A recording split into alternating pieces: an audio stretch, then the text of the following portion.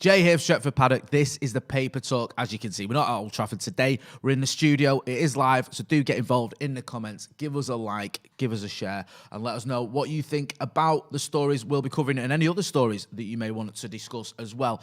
As you can see from the thumbnail, Declan Rice to Manchester United. Now, this has been gathering a little bit of momentum over the past few weeks, and it's gathered more and more momentum because of Jesse Lingard's form for West Ham. Now, for anyone who doesn't know, for anyone who's not sure, you can see there from the graphic as well. Laurie Whitwell from The Athletic, who is a reliable source. He's been on the show a few times, been on the channel a few times. We're going to get him on again soon as he's got his Barnet cut. I'm not joking. That was literally what he said to me. You see there, light-hearted talk between players at the England camp about potential Declan Rice move to Man United, seen as a possible replacement for Nemanja Matic.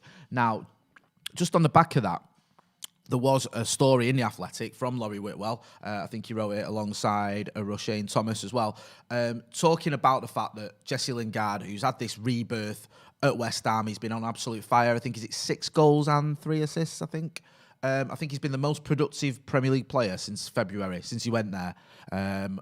No one's contributed to more goals than Jesse Lingard, which is just phenomenal considering where he was at as a Manchester United player, where he was struggling to make the bench. His form had fallen off a cliff. He's gone to West Ham and he's become an absolute, star. He's back to his best. He's back to the Jesse Lingard that we saw about 2 years ago, really, when he was, getting to World Cup semi-finals with England and he was making the Emirates his dance floor and all that sort of jazz.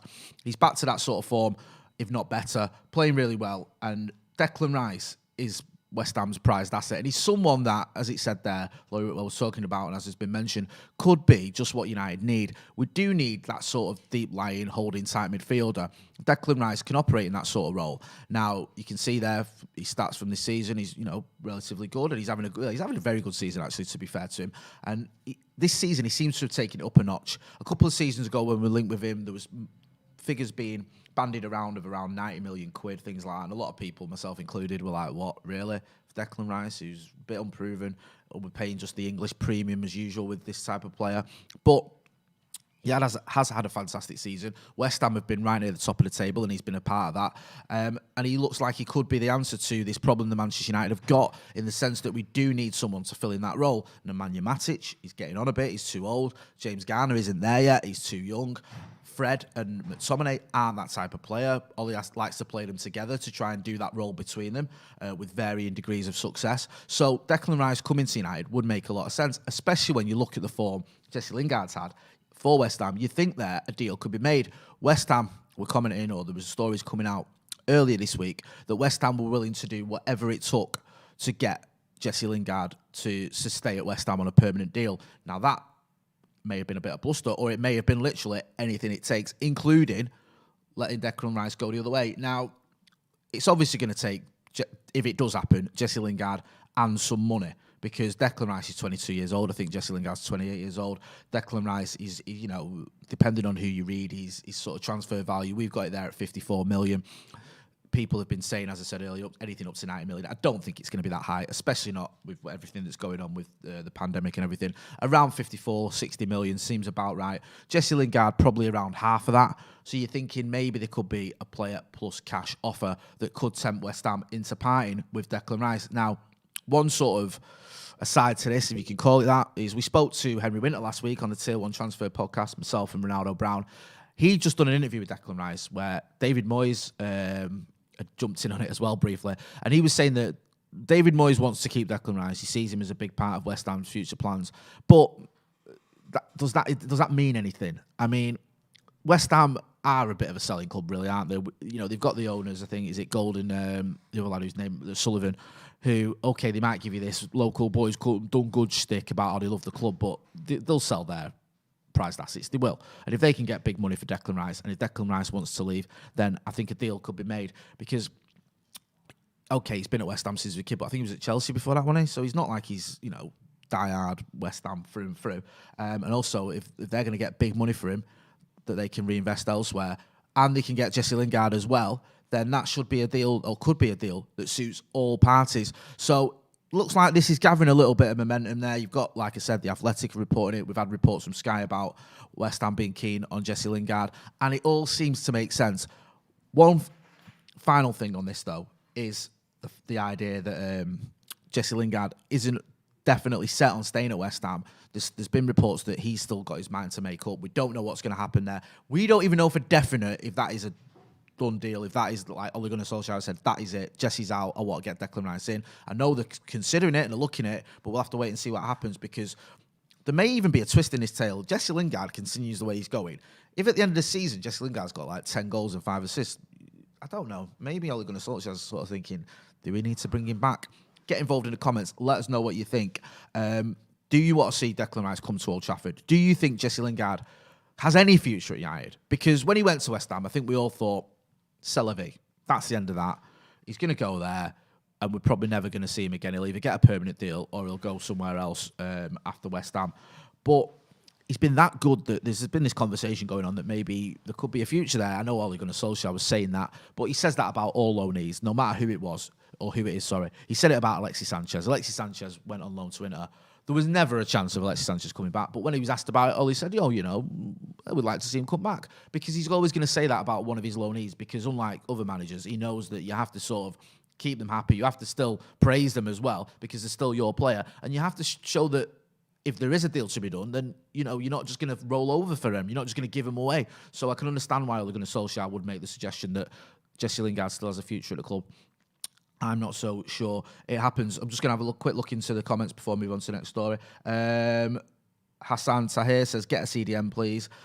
James Marinan says, 20 million plus Lingard sorted. I don't know about that. Someone else mentioned in here as well, let's hope West Ham get fourth. Yeah, a lot may depend on that. I mean, I don't know how that's going to pan out if they do get top four. Is that going to make life any different, any more easy for us because they've got Champions League money coming? Will they then look at it and go, well, we're in the Champions League now, we need to keep our best players? You never know. It was a similar thing, similar, not the same, with Jack Grealish, wasn't it? Because apparently we were in for Jack Grealish, and if Villa had got relegated, we would have been able to get him.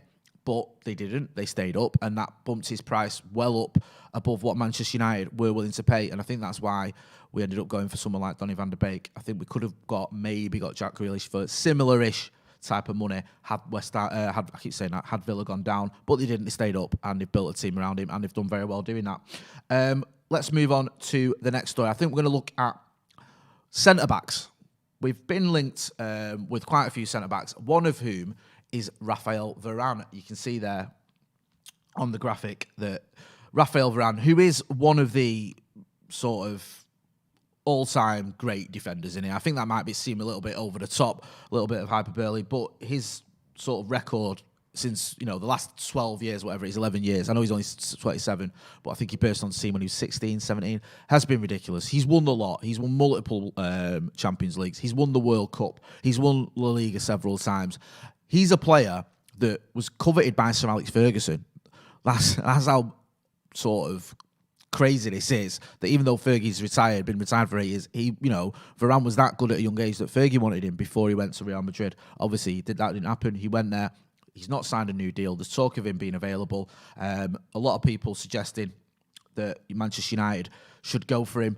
I think Gary Neville has weighed in on it, and he said that he'd be his dream signing for Manchester United. I'd love to see Varane. I think he's an absolute gem. I think he really is. He's one of the top defenders in the world. I think he could play very well alongside Harry Maguire. Some people may question it because now and again he does have one in him. Like, he can make the odd mistake, but that's, lots of defenders do that, and he more than makes up for that with his overall game and his overall performances. He is, pretty ultra reliable, and I think it's easy to focus on he's made one mistake in the Champions League or whatever, but he is a very reliable defender. He's a very gifted defender, very good on the ball. He's got the lot, really, to be honest with you, Raphael Varane, and I think, as I said earlier, he'd definitely be a perfect foil for someone like Harry Maguire, because Harry Maguire's not going anywhere, is he? It's going to be whoever comes in will play alongside Harry Maguire. We know we've got issues with Eric Bailly, with his fitness. Victor Lindelof, who I really like, is probably not the perfect foil for Harry Maguire. So we are looking at other options. And Raphael Varane, who could be available this summer, because like I said earlier, he's not signed a new deal, seems to be one who United are in for, or at least looking at. And, you've got people like Gary Neville suggesting he'd be a dream signing. Doesn't mean we're going to get him. He's a dream signing. It means just that. It's a dream. But there has been several stories, several reports, a lot of rumours that Manchester United could be going in for him, could see him as the answer to the final piece of the jigsaw puzzle in defence, if you will, because I think left back sorted. Okay, maybe at right back we need a bit of cover, but Aaron Wan-Bissaka, I think he's pretty much first choice there, and even if we brought someone in, I think it'd only be his backup. Harry Maguire's not going anywhere for an £80 million signing. It looks like goalkeeper, we've sorted that as well, if you want to go for a back five scenario. Dean Henderson coming in. So it's just that Harry Maguire partner. Is that going to be Victor Lindelof, or is it going to be someone like Raphael Varane? Get involved in the comments. Actually, have a look at some of your comments there. I can see China Brown says Rice and Varane would be great. Santa Notch says nearly all defenders have a mistake in them. Absolutely right. You're right. I think it just sometimes on social media it just gets amplified a little bit, doesn't it, with Varane? He also says, would Varane want to sign for us though? Who knows? It's a good question. People can often dismiss Manchester United and say, oh, we've not won the league since 2013 and we're not the force we used to be and all this, that and the other. But we're still one of the biggest clubs in the world. We're the biggest club in England. We're still, when we do have fans back in the ground, going to have more fans in our stadium than practically literally any other club in England. We can still offer big wages. We know that we're not short of giving out money for big wages. A lot of the top earners in the Premier League are at Manchester United, including the goalkeeper.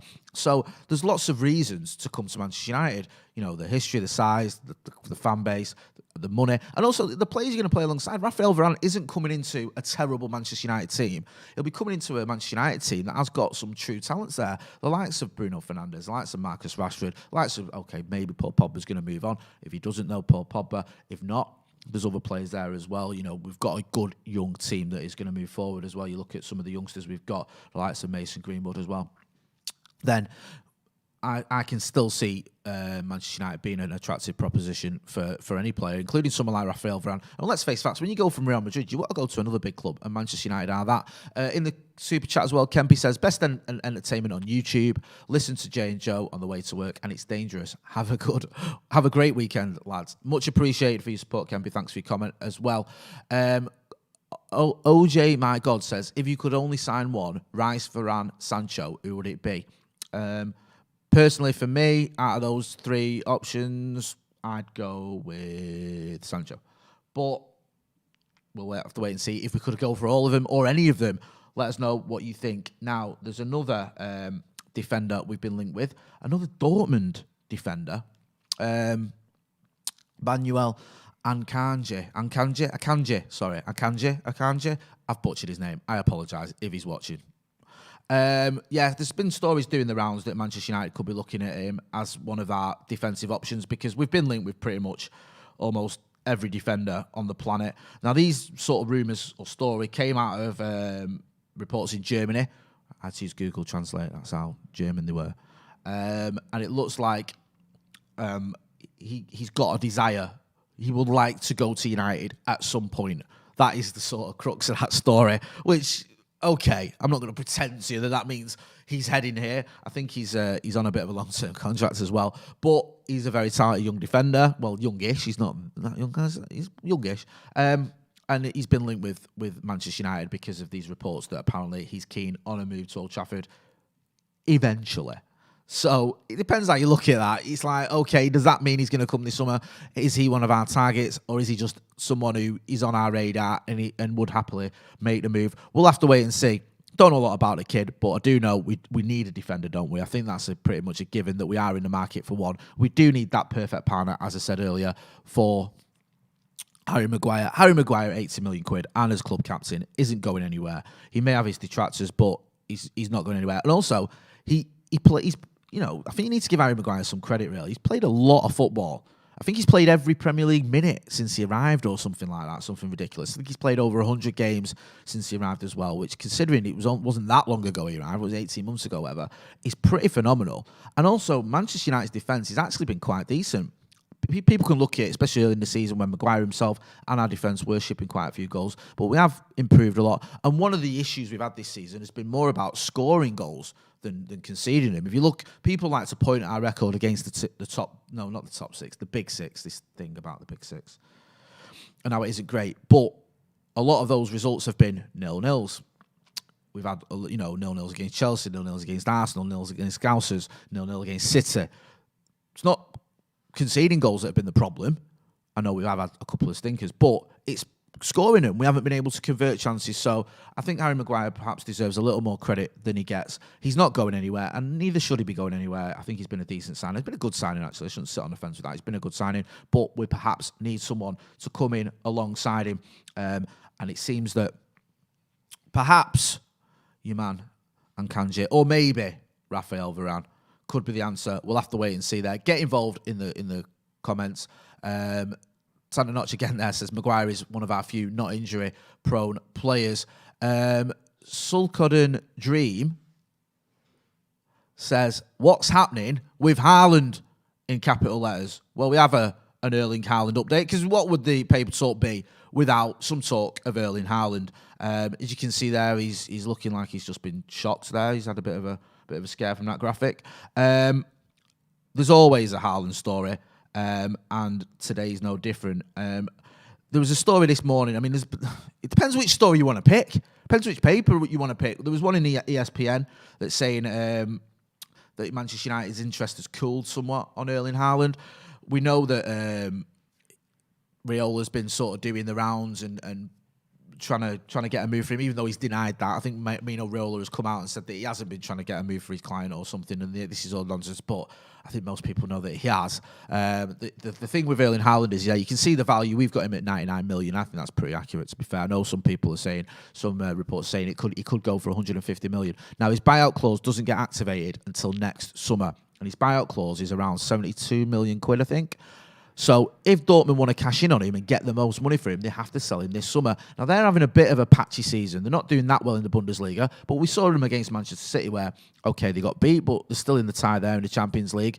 So they are still a club that, have got things to play for and have got ambitions as well. So a lot depends on how keen they are to keep hold of him. Are they willing to take what could be a £75 million hit by keeping him for next season? Would it be worth their while to keep him for next season?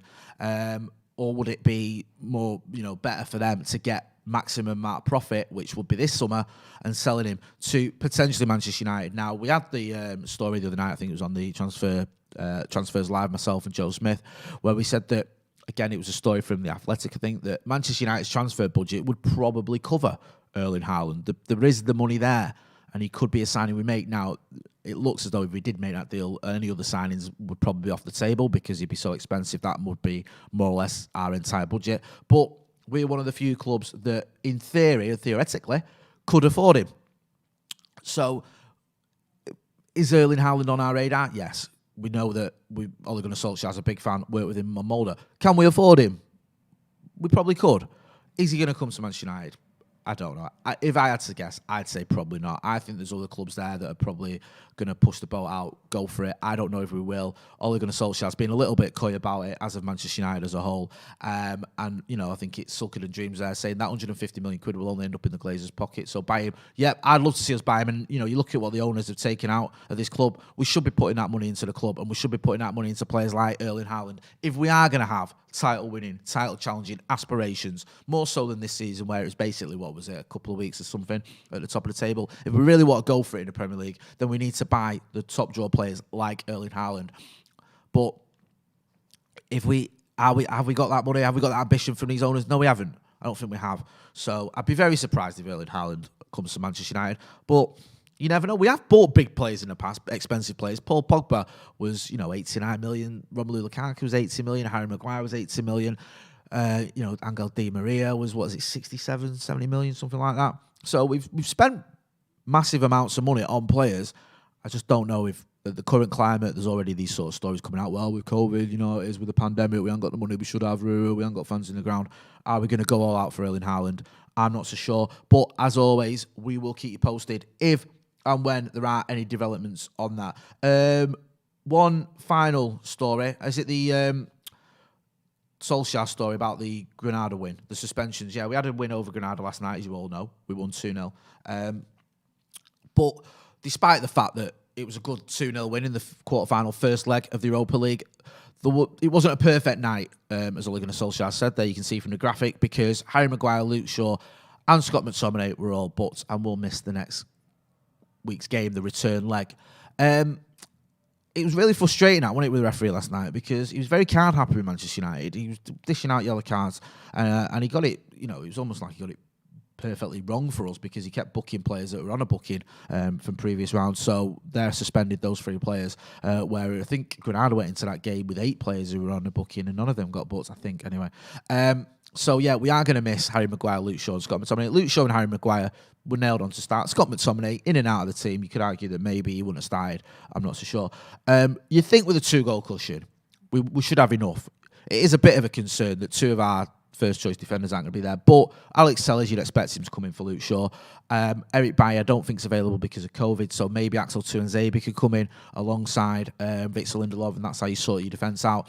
Scott McTominay, I think that's going to be a straight swap, someone like Fred or Nemanja Matic maybe. So I don't think it's overly concerning. It is just a little bit of a worry because if Granada were to get an early goal, then you'd be like, okay, this tie's still well up in the air. But it may play into our hands the fact that they've got to get at us. We're quite good on the counter-attack. We saw last night against the likes of Daniel James and Marcus Rashford how they struggled. They did struggle with the quick ball over the top for the goal for Marcus Rashford, and also Dan James was getting a lot of joy as well when he was sort of running at them. I think he was mainly on the left-hand side. So you'd fancy our chances for that one, even though, as Ole Gunnar Solskjaer said, we are missing players, and it wasn't the perfect night. A 2-0 win in a first leg. It's almost perfect, isn't it? It can't be that far off. I'll get into a few of the comments before I wrap it up. Lots of people talking about, well, Paul Brown says, I'd rather Jack Grealish. I'd love to see Jack Grealish. I don't know if that's going to happen. Danny Sabbath says, the second leg will be a very boring game, I feel. I'd settle for that. If it's a boring 0-0, okay, you don't want to see that, and it's not what gets you excited as a fan, is it? You want to see goals, you want to see excitement. But I just want to see us get through. Do you know what? I know you need to focus on the job in hand, and you need to get past this game. You need to get through to the semis. But the thing for me is we've got to get to a final on Ole Gunnar Solskjaer. We've got to get some silverware. We can't keep going to quarters and semi-finals. It's deflating because it's so weird. Because on the one hand, it's good that you get into the latter rounds of competitions, and we've had some big results in getting to those games, to those rounds. Sorry, you look at the FA Cup. It's frustrating. We got knocked out by Leicester in the quarterfinals, but on the way there, we beat the Scousers. There's been some good results. You got to the semi-final of the FA Cup last season, the semi-final of the League Cup both seasons, the semi-final of the Europa last season. This is positive moves, but we should be winning trophies. We're Manchester United Football Club. You want to win trophies. You don't want to keep getting knocked out of the semi-final, which is just probably the worst way to get knocked out in it. You might argue the final's worse, but come on, it's just like you're almost at the final and then you get knocked out, and it keeps happening. 4 semi-final losses. We don't want to see a 5th. Get past Granada, get into the semis, and get to a final and win a trophy. Mark F says, if Arsenal get knocked out, is it ours to lose? I mean, it should be ours to lose anyway, even if Arsenal stay in it. I know we haven't got a great record against Arsenal under Ole Gunnar Solskjaer. Ronaldo Brown says, 1,000 likes and Jay has a cider. It'd have to be an alcohol-free cider, and for 1,000 likes especially. I'm going to wrap it up there. Thanks for everyone who's got involved in the comments. Let us know as well. Make sure you're liking, subscribing, and sharing. We'll be looking ahead to the Spurs game this weekend. Later on, we'll have myself and Stephen Howson as well on Howson's Brew. We'll have the watch-along for the Spurs game as well. Stephen Howson's going to be back for that. So you'll have, I think it's him, Andy Tate, and Joe Smith for that watch-along. So make sure you stay tuned to Stretford Paddock. If you're not doing, check out the members section as well. There's some great content on there and the merchandise as well. I've been Jay Motti. This has been the Paper Talk. Thanks for watching.